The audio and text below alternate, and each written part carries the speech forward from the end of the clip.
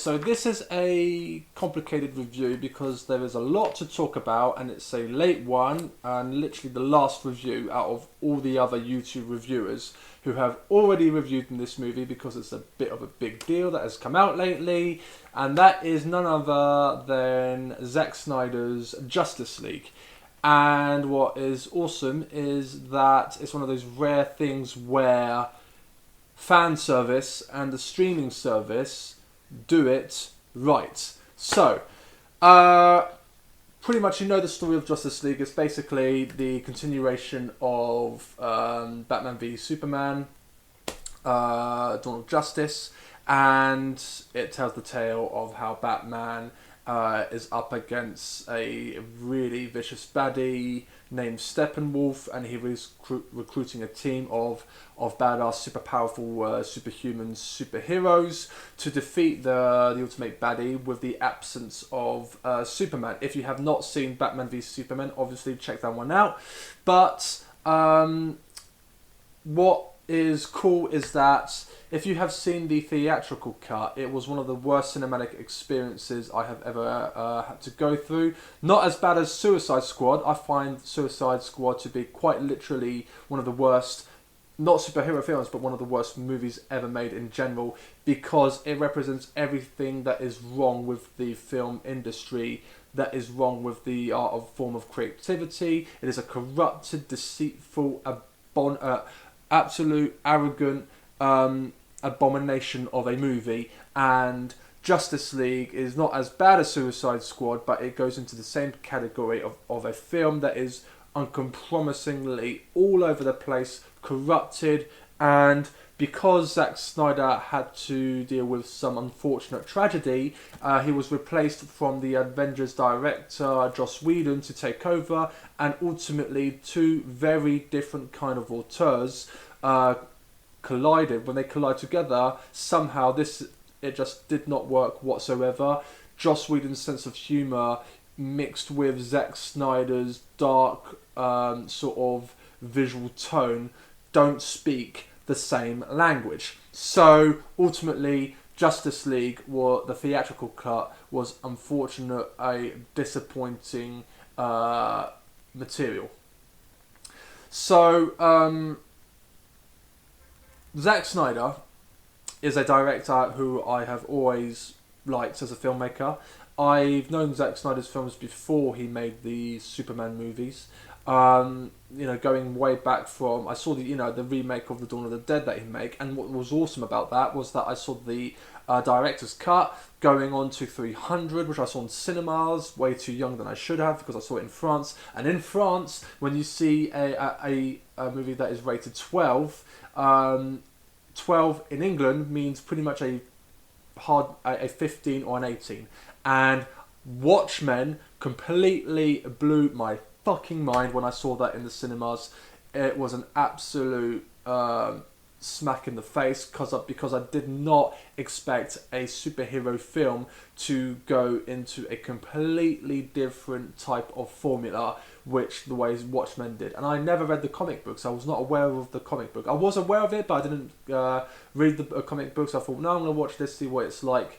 And I thought it was going to be in a soft superhero film, the same way like Fantastic Four was. But what I got was something completely profound and pure and creative and controversial and edgy and vicious and daring and uncompromising. Until this day, I still believe that Watchmen is one of the greatest superhero films ever made as far as storytelling and visual artistry is concerned. But neither here or there. I think the idea that Zack Snyder was going to direct Man of Steel, I was looking forward to that, and I had no problem with it. And now that he's made the really underrated Dawn of Justice, Batman v Superman, a film that I think is deeply underappreciated and underrated, and I'm not the only one to say this, but it was critically panned and mocked to a certain degree due to its plot errors, but I bought the film. I love the way that film was shot. I love the pacing of that movie. I really buy Ben Affleck's Batman. I don't necessarily think that he's the best Batman ever conceived on film, but I do believe he is the one that who physically resembles the superhero. And I think that is something that people seem to, or especially studios seem to forget. They always go about, oh yeah, the actor is great playing that performance, right? But I really do not. I really think that physicality is quintessential as much as people seem to judge it somehow. Because they always say it's all about the inside rather than the outside that counts. Well, no, physicality is just as important. And I think Ben Affleck basically gives the prime example as being physically a almost pitch perfect Batman as far as look is concerned. And now we have a film that is 4 hours long, and I'm pleased to tell you 4 hours in the way because it could be conceived as long, and contemporary audience nowadays are too impatient. But if you think about it, what is great is that back then movies would go on for 5 hours long to 4 hours long in cinemas, such as Ben-Hur and the Ten Commandments, and those were true. And even Gone with the Wind, 3.5 hours long. These were true cinematic experiences. And now we have the conceit to bitch about these sort of films and saying how long they're slow and blah blah blah blah blah blah, and the fact that they're considered art house films of today. If they were made today, those movies, they would be considered art house slow long movies, and they are impossible to make nowadays. So the fact that we have a 4-hour cut version of a superhero film that is an epic film, because superhero film nowadays it's the golden age of superheroes films, right? The fact that genre is being made into a 4-hour cut, directed with great pacing and full creative control because of the absolute an absolute disaster that was the theatrical cut. It is a rare thing, and so that is something that I absolutely cherish 100%, despite the running time, despite the length of the movie. It may be long for some people, but there is a lot to uncover, and I really appreciate that. So now, let's go for the characters. Like I said about Ben Affleck's Batman, Ben Affleck, as far as Batman is concerned, I fully buy. I still wish that John Hamm would have played Batman, but it's neither here or there. I think Ben Affleck, as far as the suit and the bulky look is concerned, I think he nails it physically perfectly. I think that Batman is supposed to be a much older guy than the young Batmans that have been beforehand. Christian Bale is my least favourite Batman. I still think that Michael Keaton, as far as performances is concerned, is the greatest Batman. But as far as physicality is concerned, I think Ben Affleck's Batman hits the nail on the head as far as looks are concerned. Jason Momoa, for example, is not a guy who necessarily looks like Aquaman, but he sort of brings a certain particular style of his own. Aquaman is a blonde... that would be my dog. Aquaman is a blonde model, or a blonde humongous individual in the comic books, and yet in Jason Momoa's Aquaman sort of brings something completely different, and yet somehow fits with the character itself. And I've never seen him portray a better performance, although he was excellent in a film called The Bad Batch, but neither here or there. Here, as Aquaman, he's never been better as Aquaman in comparison to the really the really Disney-like cartoonish movie that was made by James Wan. But here he's great. There's a terrific shot involving a slow motion shot where he's in contrast lighting, which is shot in 4.3 ratio, which I also think is absolutely terrific.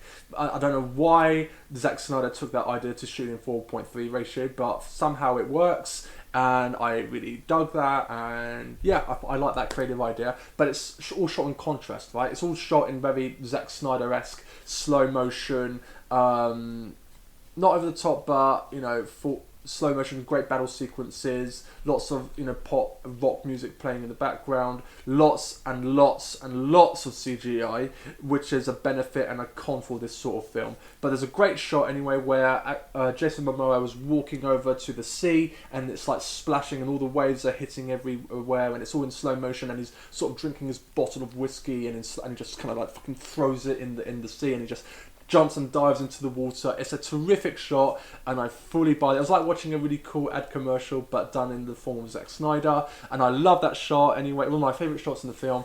So yeah, Ben Affleck great, Jason Momoa great. Gal Gadot is fine as Wonder Woman. I'm not a big fan of hers in general, and for other for a particular reason. Imagine there's no heaven.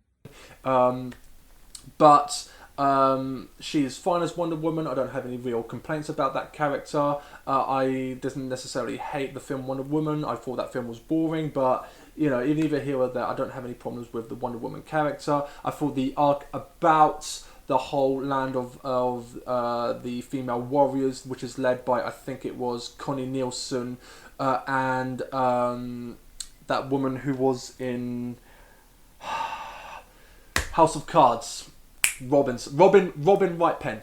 No, Robin Wright, not Robin Wright Penn. Or it used to be Robin Wright Penn, but now it's Robin Wright. She's in this too as sort of the leaders of the female warriors, which Steppenwolf comes across in.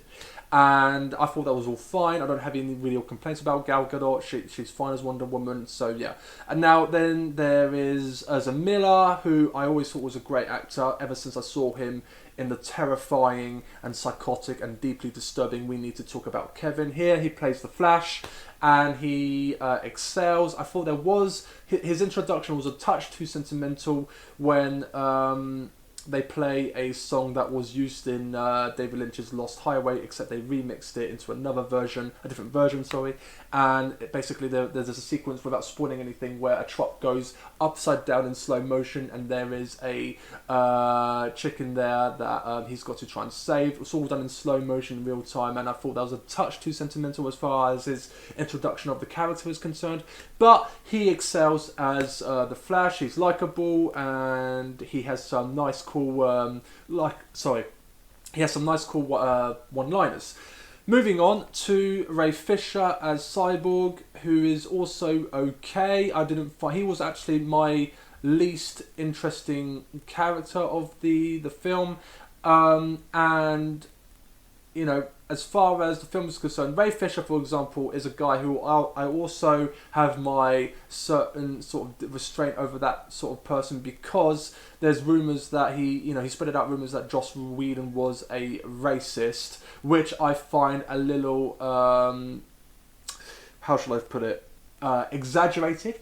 Basically, in my own personal opinion, over the fact that he's accusing Joss Whedon to be a racist, simply because I think he's trying to use that as a form of excuse to say that he didn't like the theatrical cut of Justice League. But then again, who does like the theatrical cut? I just don't really fully buy his accusations against the previous director, simply because I get the impression that he just is using that to say that I didn't like the theatrical cut, therefore I'm going to try and find some form of blame towards that director who caused the theatrical cut to exist, which was Joss Whedon.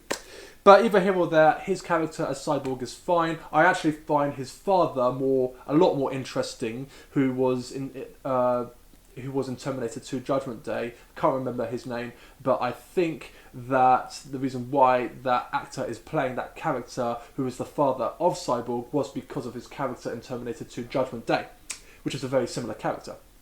I find that character more interesting than the Cyborg character. So yeah, overall there are some very interesting things in Justice League.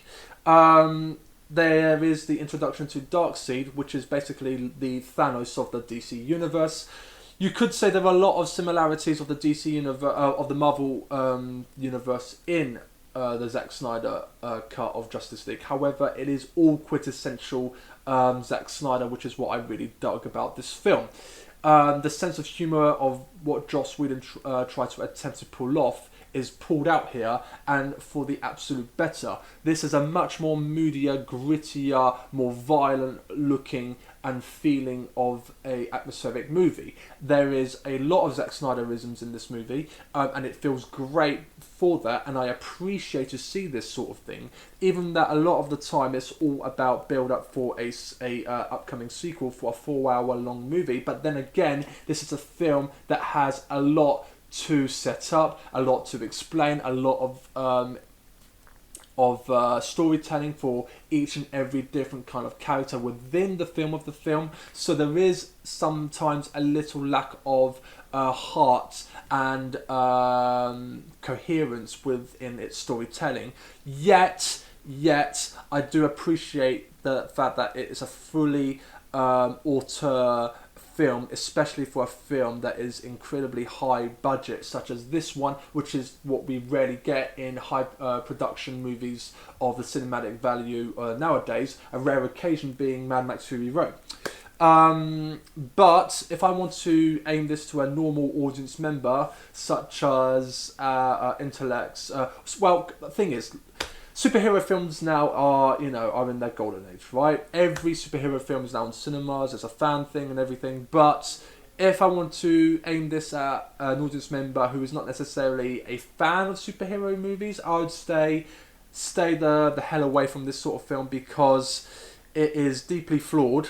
It is incredibly silly. This is not for the comic book people, right? I'm saying this as a normal audience member who is not necessarily into comic books. There is a lot to be disliked as far as somebody who's generally trying to find a normal film to watch. It would be likely a film that audience member will particularly hate this film. I think he would particularly hate this film because this is aimed at comic book fans who enjoy this sort of film, comic book fans who the Avenger fans, the sort of people who embrace and who are fully committed into these sort of films. Justice League is aimed quintessentially for those sort of people. But as far as a normal audience member is concerned, who enjoys much more, I don't want to sound horrible, but more intellectually stronger films, such as Moonlight, or you could say Sideways by Alexander Payne, or films about the human condition like the Requiem for a Dream, or I'm not saying I'm trying to compare Justice League to those movies, but Justice League is a film quintessentially really aimed for those kind of people, for people who enjoy films like that, such as Likewise. But if you are a normal audience member who just cannot comprehend why superhero films are this big nowadays, or people who enjoy films such as the Star Wars franchises and so forth, or Lord of the Rings, this film is a absolute comic book fan's wet dream. That's the best way to describe it. But as far as the audience member who are not into those sort of films would be concerned, avoid this film like the plague. Likely you would absolutely will not enjoy it, and will probably likely hate it. And here is the reason why: because 85% of Zack Snyder's Justice League, theatrical cut aside, resembles a cutscene from a PlayStation 4 video game. I shit you not. World of Warcraft, The Elder Scrolls, Gears of War, Battlefield 4, Mortal Kombat, Tekken, Fable 1, 2 and 3, and The Witcher. I'm talking about the video games, not the Netflix series. All come into mind whenever the action occurs and when the CGI appears, especially for its superhuman characters, such as the Steppenwolf character, who looks better in this than he did in the theatrical cut. But if you are a generation, if you are a baby boomer, not a millennial, or a Generation X, I think is the right word, then, and you weren't brought up with the likes of comic books in the same way as now in the generation of nowadays, and who are into much more intellectually oriented films, or films that Scorsese was into, because he basically proclaimed, as we all know, that Marvel films are theme parks, then again, you're not going to like this movie. And a lot of it, unfortunately, does resemble a video game. It resembles a video game.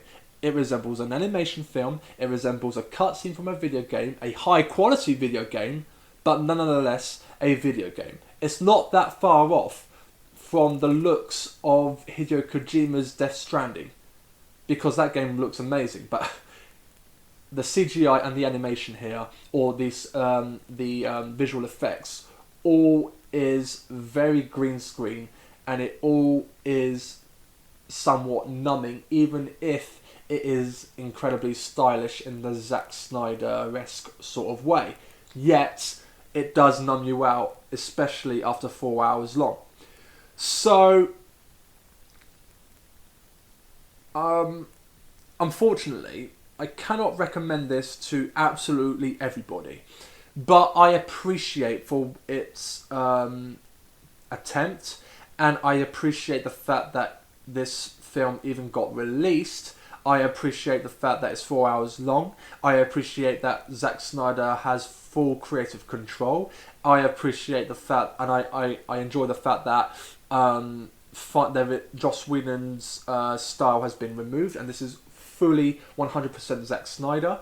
And I really dig the look of the film. I love the way that film looks by its contrast lighting and the stunning atmosphere, and the fact that it's shot in the fact that it was shot in 4.3 ratio. So overall, I have to give Zack Snyder's Justice League a 4 out of 5, because it is rare of a film such as this one to be released, and ultimately it is a rewarding, enjoyable experience in the same way that the Avengers Endgame was, but in a different form of emotion. Yet the film is not perfect because of what I just said. It is a very, very flawed film that sometimes not all of it does add up to a emotionally coherent experience. So that is why Justice League, directed by Zack Snyder, for my money, is a 4 out of 5. Flawed, yet epic. So, if you enjoyed my review, please subscribe, put a like, and there you go. Au revoir, arrivederci, ciao.